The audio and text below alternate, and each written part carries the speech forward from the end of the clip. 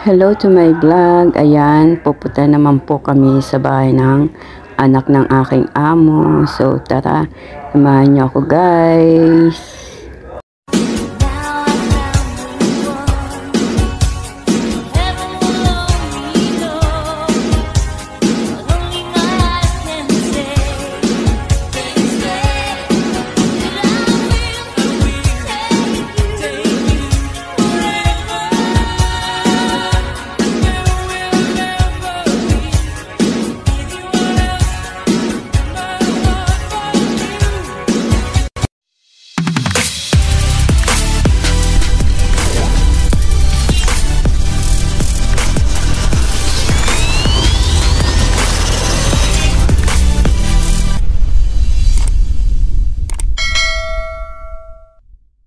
Ito na nga guys, nabiyahin na kami. Ayan, papunta na po kami sa bahay ng anak ng amo ko. So, one day night lang po kami doon sa aking totoong amo.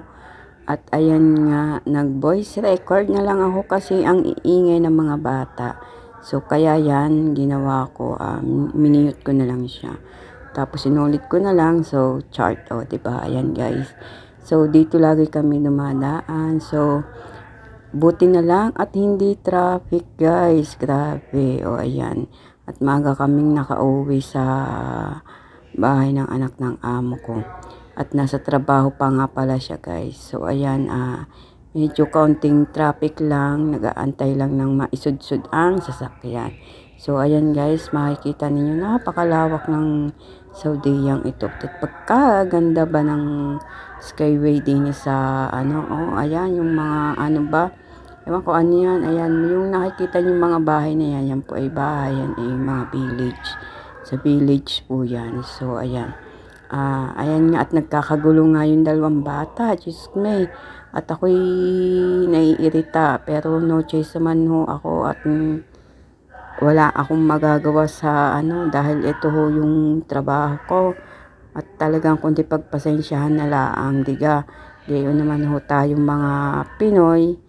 Talagang pagpapasensyahan at para hindi natin maano yung mga bata dahil trabaho ating hinanap. So ayan nga, at kami ay umarangkada na naman. Pagkakalayo ho niyan talaga at 1 oras ho ang biyahe. So nakakapagod din naman ho kaya talaga magbiyahe. Kaya guys, kung papipiliin ho ako ay mag-stay na lang ho sa bahay.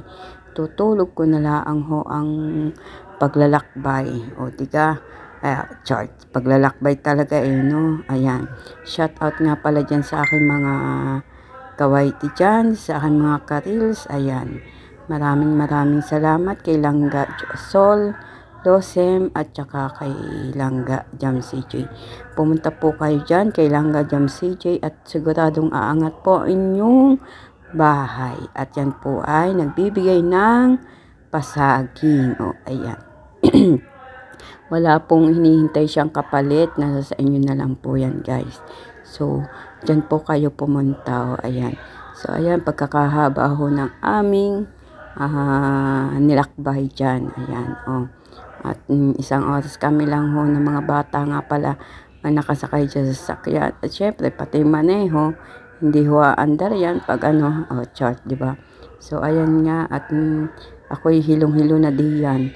So, napakahaba ho ng aming hong nilakbay na yan. Diyos ko po. Ayan. Buti na lang ho hindi traffic. Kawaite. Pagkakahirap hong lagi hong nasa biyahe. Ayan nga ho. At ako'y ngalay diyan sa kaupo. At mas gugustuhin ko pa nga hong nasa bahay laang kaysa naman ho ganyan. Diga. Pero at least ay nakakapaglakbay. At isa din laang naman ang pinupuntahan ho. At ayan nga. At panay doon nga ho sa kanya hong ina. Kami nagpunta nga pala. Ayan. Kanyang ina't kanyang ama.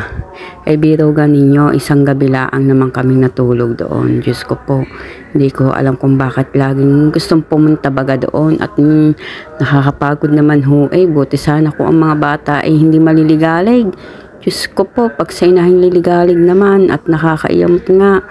at kainaman, kundi nga pagtiisan laang at sa bagay nga nakita ako doon at yun ang aking sinasahod pero pag gayaan naman hong calculate, hindi ho katulad sa atin sa Pinas sa mga bata.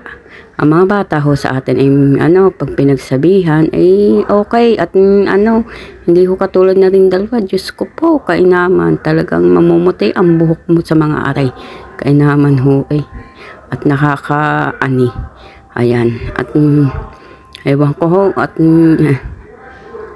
siguro ho ay mga January pa ako babalik sa ina ng amo ko. At ayan nga hong yaya ho na rin ay nagbakasyon. So ngayon nga ho, ay di ako hiniram muna din hanggang ako, bali magtatatlong buwan. 2 linggo gayon. Ayan. Pero kung tutusin ho, ayaw ko ho talaga mag-alaga ng bata. Ako ho, Diyos ko po. Ako naman ho, mahilig sa bata. Kaso nga laang ho, ay pag ganitong kakukulate, ay naku po, ako nga hindi nakapag-alaga ng aking mga anak. At sila ho nagsilakihan na laang. E di syempre, ako ho nagtatrabaho. At ako nga ho ay nasa malayo. Excuse, ayan. At ako ho ay inuubo pa, Diyos ko. Gahong gamot dito sa ubo. At guys, kung di ka pa nakaka-subscribe sa aking YouTube channel, paka-like, click all the bell para updated ka sa aking buhay. Yan, thank you so much for watching. God bless everyone. Love you all. Bye-bye.